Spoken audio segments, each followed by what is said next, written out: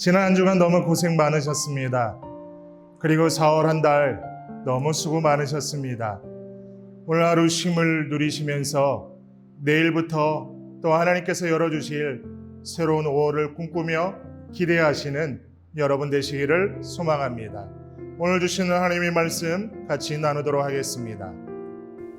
하나님이 우리에게 주시는 오늘의 말씀은 사무엘상 15장 17절에서 23절. 사무엘이 말하였다. 임금님이 스스로를 하찮은 사람이라고 생각하시던 그 무렵에 주님께서 임금님께 기름을 부어 이스라엘의 왕으로 세우셨습니다. 그래서 임금님이 이스라엘 모든 지파의 어른이 되신 것이 아닙니까? 주님께서는 임금님을 전쟁터로 내보내시면서 저 못된 아말렉 사람들을 진멸하고 그들을 진멸할 때까지 그들과 싸우라고 하셨습니다. 그런데 어찌하여 주님께 순종하지 아니하고 약탈하는 데만 마음을 쏟으면서 주님께서 보시는 앞에서 악한 일을 하셨습니까? 사울이 사무엘에게 대답하였다. 나는 주님께 순종하였습니다. 주님께서 보내시는 대로 전쟁터로 나갔고 아말렉 왕 이각도 잡아왔고 아말렉 사람도 진멸하였습니다. 다만 우리 군인들이 전리품 가운데서 양떼와 소떼는 죽이지 않고 길갈로 끌어왔습니다. 그러나 그것은 예언자께서 섬기시는 주 하나님께 제물로 바치려고 진멸할 짐승들 가운데서 가장 좋은 것으로 골라온 것입니다. 사무엘이 나무랐다. 주님께서 어느 것을 더 좋아하시겠습니까? 주님의 말씀에 순종하는 것이겠습니까? 아니면 번제나 화목제를 드리는 것이겠습니까? 잘 들으십시오. 순종이 제사보다 낫고 말씀을 따르는 것이 순양의 기름보다 낫습니다. 거역하는 것은 점을 치는 죄와 같고 고집을 부리는 것은 우상을 섬기는 죄와 같습니다. 임금님이 주님의 말씀을 버리셨기 때문에 주님께서도 임금님을 버려 왕이 되지 못하게 하셨습니다. 하나님의 말씀을 진지하게 경청하지 않고 따라서 순종하지 않았던 사울에게 사무엘은 하나님의 뜻을 전하기 시작하였습니다. 17절에서 19절 말씀입니다. 조금 쉽게 바꾸어 말씀드리겠습니다.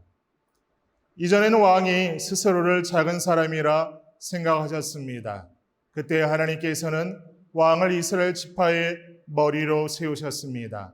여호와께서 왕에게 기름을 부어 이스라엘 왕을 삼으셨습니다. 그런 후에 여호와께서는 왕을 전쟁터로 내보내시면서 저 죄로 물든 아말렉 사람들을 진멸하고 그들을 진멸할 때까지 그들과 싸우라 명령하셨습니다. 그런데 어찌하여 왕은 여호와의 말씀을 청종하지 아니하고 그저 죄물 탈취하기에만 급하여 여호와께서 악하게 여기시는 그러한 일을 행하셨습니까? 사무엘은 하나님께서 사울을 어떠한 마음으로 세우셨는지 또 사울이 무엇을 잘못했는지를 정확히 지적하였습니다. 하나님께서는 사울의 겸손함을 가장 귀한 성품으로 보시고 세우셨습니다. 그러나 사울은 이 겸손함을 지키기는커녕 하나님의 뜻을 무시하는 어리석은 사람이 되고 말았습니다. 사울은 상황이 이렇게까지 왔는데도 계속해서 변명하는 데 급급했습니다. 15절의 변명을 다시 되풀이하였습니다. 사울의 변명이 20절과 21절에 나옵니다. 사울이 사무엘에게 대답하였다. 나는 주님께 순종하였습니다. 주님께서 보내시는 대로 전쟁터로 나갔고 아말렉 왕 아각도 잡아왔고 아말렉 사람도 진멸하였습니다. 다만 우리 군인들이 전리품 가운데서 양떼와 소떼는 죽이지 않고 길갈로 끌어왔습니다.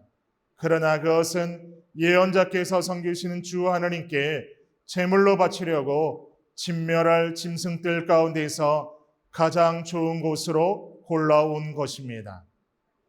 사울은 백성들에게 핑계를 댑니다. 나아가 하나님께 핑계를 대며 변명하였습니다. 그런데 그런 사울에게 사무엘이 뭐라고 말씀하는지를 보십시오. 22절입니다. 주님께서 어느 것을 더 좋아하시겠습니까? 주님의 말씀에 순종하는 것이겠습니까? 아니면 번제나 화목제를 드리는 것이겠습니까? 잘 들으십시오. 순종이 제사보다 낫고 말씀을 따르는 것이 숫양의 기름보다 낫습니다. 사무엘은 하나님께서 기뻐하시는 것이 짐승의 제사가 아니라 하나님의 말씀을 있는 그대로 듣고 순종하는 것이라고 말씀합니다. 하나님의 말씀을 듣는 것보다 하나님을 더 기쁘게 하는 것은 없다는 말씀입니다. 하나님께서 이 사건으로 말미암아 사울을 버리신 이유가 바로 여기에 있습니다. 하나님의 말씀을 거역하는 것보다 더 큰 죄가 없기 때문입니다. 23절을 보십시오. 거역하는 것은 점을 치는 죄와 같고 고집을 부리는 것은 우상을 섬기는 죄와 같습니다. 임금님이 주님의 말씀을 버리셨기 때문에 주님께서도 임금님을 버려 왕이 되지 못하게 하셨습니다. 하나님의 말씀을 자기 멋대로 판단하고 순종하지 않는 죄는 우상 숭배와 같이 하나님 앞에 흉악한 죄가 되는 것입니다. 우리는 사울이 정확히 무엇에 실패하였는지를 기억해야 합니다. 사울이 하나님의 말씀을 완전히 어긴 것이 아닙니다. 듣기는 들었습니다. 하지만 말씀하신 그대로 듣지 않았습니다. 듣기는 듣되 자기와 생각이 다르면 하나님의 말씀보다 자기의 생각을 따랐습니다.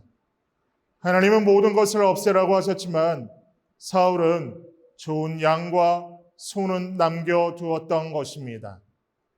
성도로 이 땅 가운데서 살아가는 우리는 사울의 이러한 태도가 우리 속에도 있지 않은지를 살펴보아야 합니다.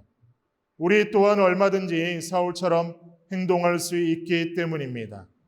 하나님의 말씀을 들으면서 내가 할 수 있는 것은 하고 그렇지 않은 것은 내 생각대로 행동하는 경우가 우리 가운데 있습니다.